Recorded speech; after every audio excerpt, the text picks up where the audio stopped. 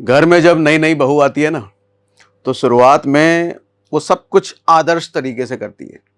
सास ससुर को समय समय पे चाय दिया जाएगा, समय समय पे खाना दिया जाएगा, पति को खाना पूछा जाएगा, मतलब घर की साफ सफाई भी करी जाएगी और सबसे बर्ताव एकदम बहुत बढ़िया, बहुत मीठा रखा जाता है। क्यों भैया, नया नया है, थोड़ा सा भरोसा जीत लें, थोड़ा प्यार मोहब्बत जीत लें। हाँ, कुछ दिन बाद होता है तो फिर तो असली रंग दिखना ही लग जाता है। उसके बाद चाय कॉफ़ी भी मिस होने लग जाता है, खाना भी समय से ना मिले, पता चले सास ससुर की दवाई आनी है, तो समझ रहे हैं ना, ज़्यादा खुल के नहीं बोलूँगा, वो अलग मुद्दा हो जाएगा। समझाने का मेरा मतलब ये है कि जब भी कोई नई नई चीज़ घर में या मार्केट में आती है तो उसको भरोसा जीतना पड़ता है लोगों का, और एक बार अगर भरोसा जीत जाए तब वो थोड़ा सा रिस्क लेने वाला काम किया जा सकता है। जियो ब्लैक रॉक जो आया है इस वक्त बिल्कुल यही कर रहा है। पहले भी नया नया आया है, तो इनकी कोशिश ये है कि लोगों का भरोसा जीता जाए। कोई भी ऐसा काम ना किया जाए जिसमें हल्का सा भी रिस्क हो जाए भैया, हल्का सा भी 1 रुपए का किसी का नुकसान नहीं होना चाहिए, वो काम नहीं करना। तो इसलिए शुरुआत में आते ही इन्होंने डेट फंड लॉन्च करे हैं। डेट फंड वो फंड होते हैं जिसमें रिस्क ना के बराबर होता है, ये कह सकते हो आप। एफडी से आपको थोड़ा सा बेहतर रिटर्न मिल सकता है, और अलग अलग तरह के इनके डेट फंड हैं। कोई शॉर्ट टर्म वाले हैं, लिक्विड फंड है, अलग अलग तरीके के हैं। तो ये डेट फंड लेकर के आया जिसमें रिस्क लोगों का ना के बराबर हो। अब जाकर के धीरे धीरे ये पैर पसार रहे हैं, अब इक्विटी फंड की तरफ आ रहे हैं। और इक्विटी फंड में भी आए तो आए, पैसिव इक्विटी फंड लेकर के आ रहे हैं। ये एक्टिव इक्विटी फंड अभी भी नहीं है। पैसिव इक्विटी फंड वो होता है जिसमें आपका पैसा कोई फंड मैनेजर एक्टिवली मैनेज नहीं कर रहा होता है। आपके पैसे को इंडस्ट्री में, स्टॉक मार्केट में लगाने के लिए वो एक्टिवली दिमाग लगा के खुद स्टॉक नहीं पिक करता है, बजाय वो किसी बने बनाए इंडेक्स के बेंचमार्क को फॉलो करता है। देखता है वहां पे भैया 50 स्टॉक हैं तो वो 50 स्टॉक में उठा करके पैसा डाल देता है। वहां आपको प्रॉपर बताया जाता है कौन से बेंचमार्क को ये वाला फंड फॉलो कर रहा है, ताकि आपको पूरी ट्रांसपेरेंसी रहे कि भैया इन इन स्टॉक्स में आपका पैसा लगने वाला है। ये सब डिटेल में भी समझाता हूं। तो खैर ये हुआ है, तो मुद्दा ये है कि अभी समझाता हूं कि जियो ने कौन कौन से नए फंड्स और लॉन्च किए हैं। 4 और नए फंड हैं, कहीं 4 बोला जा रहा है, कहीं 5 बताया जा रहा है, वो भी क्लियर करता हूं।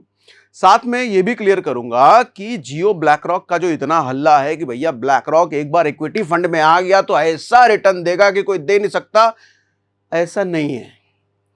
ग्लोबल लेवल पे जहां ब्लैक रॉक इस वक्त चल रहा है, इसका जो अलादीन सॉफ्टवेयर है एआई वाला, क्या वो एकदम ताबड़तोड़ कुछ कमा के दे देगा?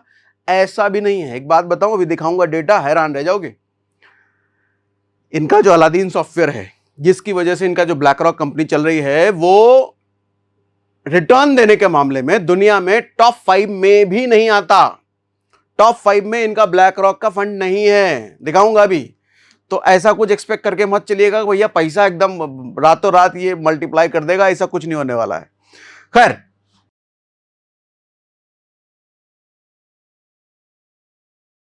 न्यूज में क्या चीजें हैं इन दिनों? Jio BlackRock gets Indian market regulator nod, मतलब इनको 5 और म्यूचुअल फंड लॉन्च करने की परमिशन सेबी से मिल चुकी है। ये रॉयटर्स की रिपोर्ट है। ज्यादातर जगहों पे आपको गूगल में 4 मिलेंगे, लेकिन रॉयटर्स 5 कह रहा है, और 5 कौन कौन से कह रहा है उसने नाम भी दिए हैं, बताता हूं, ठीक है। Jio BlackRock has made a solid start, the real test lies ahead. अभी तो स्टार्ट हुआ है, अभी तो साल 2 साल गुजारो मार्केट में। कॉम्पिटिटर एचडीएफसी, एक्सिस, यूटीआई, इन जैसे बड़े बड़े कॉम्पिटिटर से भिड़ो, साल 2 साल बाद पता चलेगा कि लोगों ने कमाए या कम कमाए या ज्यादा कमाए, ठीक है। अभी हुआ क्या, 90 इंस्टीट्यूशंस, 90 बड़ी बड़ी कंपनी ने इनका जो डेट फंड लॉन्च हुआ उसमें पैसा डाला। 3 डेट फंड थे, उसके बारे में डिटेल में बात कर चुके हैं। तो इनके पास पैसा आ गया तकरीबन 17,800 करोड़ उन डेट फंड्स की वजह से, सिर्फ 3 डेट फंड की वजह से, ठीक है। रिटेल इन्वेस्टर भी आए, 67,000 के आसपास रिटेल इन्वेस्टर्स ने पैसा डाला इनमें। अब सेबी का अप्रूवल मिल चुका है 4 और म्यूचुअल फंड, नए म्यूचुअल फंड के लिए। 4 और 5 राउटर्स बोल रही है, 4 पूरी दुनिया बोल रही है। सच कौन बोल रहा है ये तो आने के बाद हमको पता चलेगा, ठीक। अब जियो ब्लैक रॉक म्यूचुअल फंड 2.0 इसको कहा जा रहा है। ये 5 की लिस्ट रॉयटर्स ने हमें दी है। हमें दी है का मतलब पब्लिश करी है, हमारे घर आकर के दे के नहीं गए वो। पहला है Jio BlackRock Nifty 50 index fund. ये वो फंड है भैया, निफ्टी 50 इंडेक्स फंड, जैसा नाम से क्लियर आ रहा है। निफ्टी 50 मतलब भारत की जो टॉप 50 कंपनियां हैं उनका जो इंडेक्स फंड होता है। अब डायरेक्टली आप निफ्टी में पैसे नहीं डाल सकते, ऐसा कोई रूल नहीं, तरीका नहीं होता है। तो निफ्टी को फॉलो करता हुआ बेंचमार्क फंड बनाया जाता है, बेंचमार्क इंडेक्स फंड बनाया जाता है। उसमें वो जो टॉप 50 की कंपनियां होती हैं उसमें आप पैसा डाल सकते हैं। तो उस तरह का फंड लेकर के आ रहा है। पहला तो ये फंड है। दूसरा है Jio BlackRock Nifty mid cap 150 index fund. मतलब मिड कैप कैटेगरी के जो स्टॉक्स हैं टॉप के 150 कंपनी का एक गुच्छा बना करके जो इंडेक्स फंड है उसको ये फॉलो करेगा, उसके बेंचमार्क को फॉलो करेगा। जियो ब्लैकरॉक निफ्टी नेक्स्ट 50, मतलब पहले तो निफ्टी 50 कंपनियां आ गई, उसके बाद की जो अगली 50 कंपनियां हैं उसका ये कलेक्शन रहेगा भैया। Jio BlackRock Nifty small cap 250, small cap में टॉप की 250 कंपनियां हैं, उसका एक अलग benchmark index. Jio BlackRock Nifty 8 से 13 साल G-Sec इंडेक्स सिक्योरिटी फंड, ये बेसिकली गवर्नमेंट सिक्योरिटी होगा, ये भी समझाता हूं आपको। अब पैसिव फंड होता क्या है? पैसिव फंड जैसा मैंने आपको बता दिया कि फंड मैनेजर अपना दिमाग लगा करके स्टॉक पिक नहीं करता, किसी पर्टिकुलर इंडेक्स को वो फॉलो करता है, बेंचमार्क को फॉलो करता है, उसमें जो जो स्टॉक्स होते हैं उसी में आपका पैसा जाता है, तो इसको पैसिव फंड बोलते हैं। अब पैसिव फंड होता है तो इसमें फंड मैनेजर का दिमाग नहीं लग रहा, तो फंड मैनेजर का दिमाग नहीं लग रहा तो फंड मैनेजर को कमाई कम होगी ज्यादा होगी? बताओ मितांशु, कम होगी ना। अब जहां आदमी का ज्यादा दिमाग लगेगा उसका वो ज्यादा फीस चार्ज करेगा ना, इसका कम लग रहा है दिमाग तो कम फीस होगी इसकी। अमूमन तौर पर जो एक्टिव फंड्स होते हैं, जो एक्टिव म्यूचुअल फंड्स होते हैं, उसमें एक्सपेंस रेशियो तकरीबन, मतलब एक्सपेंस रेशियो मतलब कमीशन आपसे चार्ज किया जाता है, तकरीबन 1.5%, 2%, 2.5%, 2.25% तक भी ये चला जाता है कमीशन। पैसिव म्यूचुअल फंड में हमने जब गूगल पे देखा है भैया सबसे लोएस्ट जो पैसिव म्यूचुअल फंड्स हैं उसके कितने हैं, तो हमें पता चला HDFC का कोई फंड है 0.1% लेता है, एक्टिव से तो बहुत कम ले रहा है। ITI का कोई मिड कैप फंड है 0.11 ले रहा है, ये कोटक का कोई है ये 0.11, 0.12, कहने का मतलब 0.1, 0.12, 0.13 इस तरह के अभी जो मार्केट में पैसिव फंड अवेलेबल हैं उनमें एक्सपेंस रेशियो लगता है। लेकिन ये तो जियो है, कुछ नया होना चाहिए, इन्होंने इसको सीधा आधा कर दिया है। जो प्रोजेक्शन है, जो टारगेटेड है, जो एनालिस्ट कह रहे हैं इनके पैसिव म्यूचुअल फंड में जो एक्सपेंस रेशियो होगा वो 0.05 के आसपास होगा। मतलब जहां 0.1 लग रहा था अब 0.05, मतलब 50% के हाफ हो गया। कहीं 0.0, कहीं 0.2 भी लग रहा था, तो यहां 0.5 वो आधा से भी कहीं में कम हो गया। तो यहां एक अच्छी बात है भैया, आपका पैसा बचेगा, आपका पैसा अच्छा खासा बचेगा। कमीशन लगभग आधी हो गई इनके फंड में। इंडेक्स को ट्रैक करते हैं, कोई भी स्टॉक पिकिंग एक्टिवली नहीं होता पैसिव म्यूचुअल फंड में। लो कॉस्ट है, जैसा कि मैंने आपको बताया कि भैया इसमें फीस कम लगती है, वैसे दूसरों में भी कम लगती है, लेकिन जितना दूसरों में लगती है उससे भी इन्होंने आधा करने का ये प्रोजेक्शन है, अभी फाइनल ये भी नहीं है, ठीक है। ट्रांसपेरेंट होल्डिंग होती है, यू कैन सी एग्जैक्टली कौन कौन स्टॉक्स में आपका पैसा लगा हुआ है, ये आप सब देख सकते हो। रिटर्न, मार्केट रिटर्न, अच्छा इनका पर्पस देखो, इंडेक्स को आउट परफॉर्म करने का नहीं होता है, इंडेक्स से ज्यादा कमाई करके ज्यादा देने का नहीं होता है। निफ्टी 50 ने अगर एक साल में 12% कमा के दिया है मान लिया, तो ये ऐसा नहीं है कि आपको 16%, 17%, 18% कमा के दे देंगे। इनकी पूरी कोशिश होती है कि हम भी 12% तो एटलीस्ट कमा के दे ही दें, ठीक है। तो 12% अगर निफ्टी ने कमा के दिया है और निफ्टी 50 के इंडेक्स फंड जो इन्होंने बनाया है वो भी अगर 12% दे रही है तो ये अच्छा है। ऐसे में आपका यहां पे मन में क्यूरियोसिटी जरूर होगी कि जो इनके फंड के नाम बताए मैंने, वो फंड जिस बेंचमार्क इंडेक्स को फॉलो करते हैं वो बेंचमार्क इंडेक्स कितना अमूमन तौर पे रिटर्न दे देते हैं, ये सवाल है। तो पहले इस सवाल का जवाब देता हूं फिर आगे बढ़ता हूं। तो मैंने ये वेबसाइट ढूंढी, अच्छा इस वेबसाइट पे अब जैसे इनका कौन कौन सा भैया, निफ्टी 50, तो निफ्टी 50 वाला फंड है तो मैं लार्ज कैप इंडेक्स देख लेता हूं।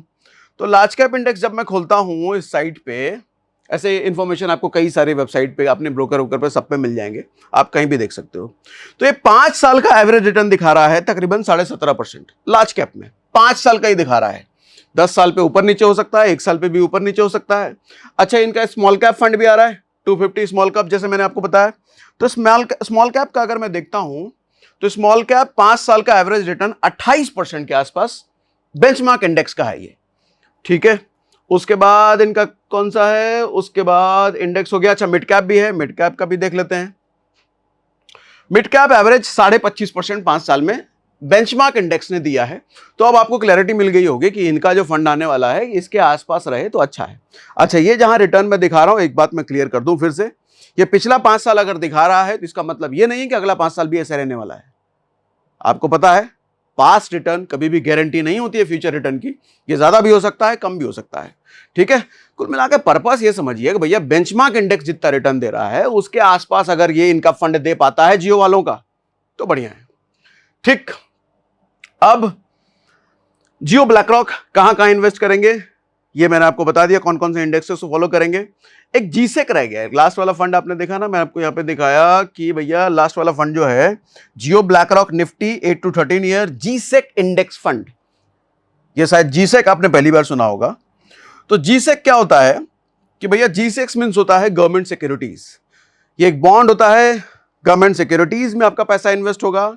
जैसा 8 to 13 ईयर इसमें लिखा हुआ है कि जियो वाले जब आपसे पैसा लेंगे, जियो ब्लैकरॉक पैसा लेंगे तो ये गवर्नमेंट सिक्योरिटीज में 8 से 13 साल के लिए पार्क करेंगे।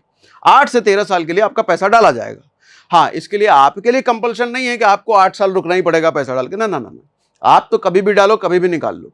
लेकिन इनका फंड इस तरीके से डिजाइन होगा कि ये 8 से 13 साल के लिए पैसा उधर ये डालेंगे, जियो वाले डालेंगे, आप नहीं।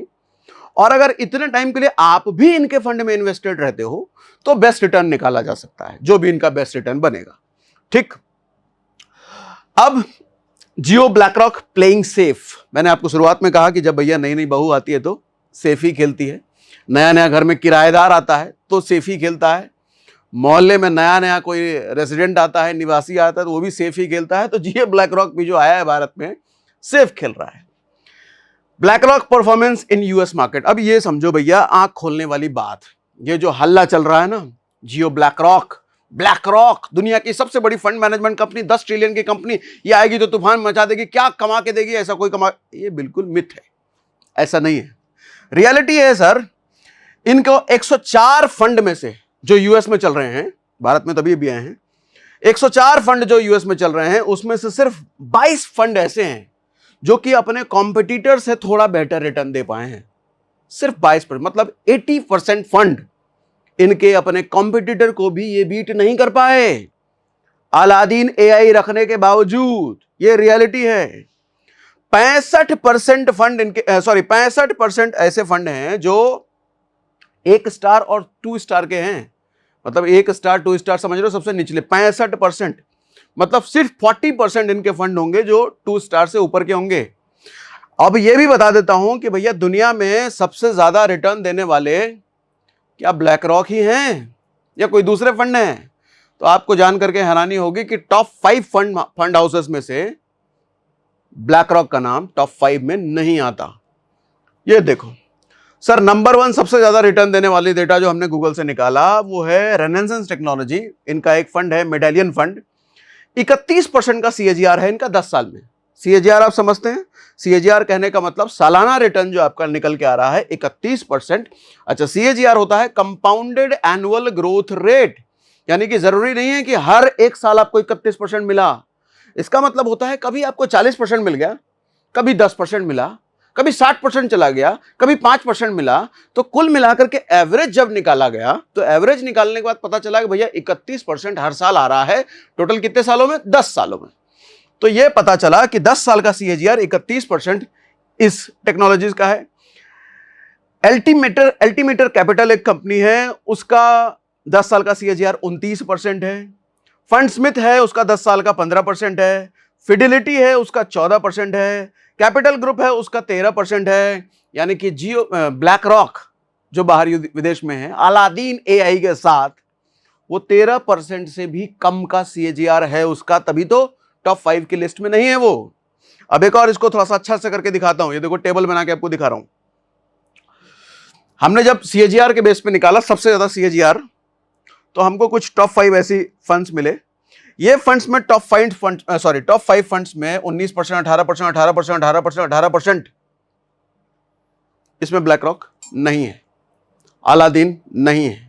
तो आप ये कतई एक्सपेक्ट ना करें कि अलादीन आ गया, जियो आ गया तो आपको बहुत ज्यादा मोटा रिटर्न कमा के देगा। ऐसा ग्लोबली भी इन्होंने साबित नहीं कर पाए हैं ये। तो भारत में क्या करेंगे वो समय बताएगा, ये मैं नहीं कह रहा भारत में क्या करेंगे। अब आगे जियो का क्या प्लान है जरा ये समझ लेते हैं। देखो भैया, जियो ब्लैकरॉक 12 इक्विटी और डेट फंड टोटल 2025 तक लॉन्च कर देंगे, जिसमें से 3 डेट फंड ये लॉन्च कर चुके हैं, 5 लॉन्च करने वाले हैं। तो 5 दिन 8 हो जाएगा, बाकी और ये लॉन्च करेंगे 2025 तक। टोटल 12 इनका प्लान है। Focus on digital first distribution, पूरी तरीके से इनका प्लान है म्यूचुअल फंड में जो इन्वेस्टर्स लाए जाएं वो डिजिटली लाए जाएं। इनका डिजिटल नेटवर्क सॉलिड है, पहले से सॉलिड है भैया। जियो के जरिए अलग अलग इनके रिलायंस के स्टोर हैं, मतलब अलग अलग वर्टिकल्स में इनके डिजिटल अच्छे यूजर बेस हैं। तो वो सारे यूजर बेस को ही कोशिश करेंगे म्यूचुअल फंड में भी इनके पास आए हो। SEBI nod received for stock holding via BlackRock broking firm private limited, मतलब अब ये ब्रोकिंग के बिजनेस में भी आ रहे हैं। तो ब्रोकिंग के बिजनेस में भी आ रहे हैं तो ये भी अच्छा है भैया। अब म्यूचुअल फंड के साथ साथ इनका खुद का ब्रोकरेज होगा, जीरोधा वगैरह के साथ टोटल इसका बढ़िया कंपटीशन आएगा। Aiming to become a full service financial platform, एक ऐसा प्लेटफॉर्म जहां पर फाइनेंस का आपका पूरा का पूरा बास्केट हो, जहां पर म्यूचुअल फंड भी हो, स्टॉक इन्वेस्टमेंट भी हो, इंश्योरेंस की भी भैया आ गया है इनका अप्रूवल, अब इंश्योरेंस में भी ये कूद रहे हैं।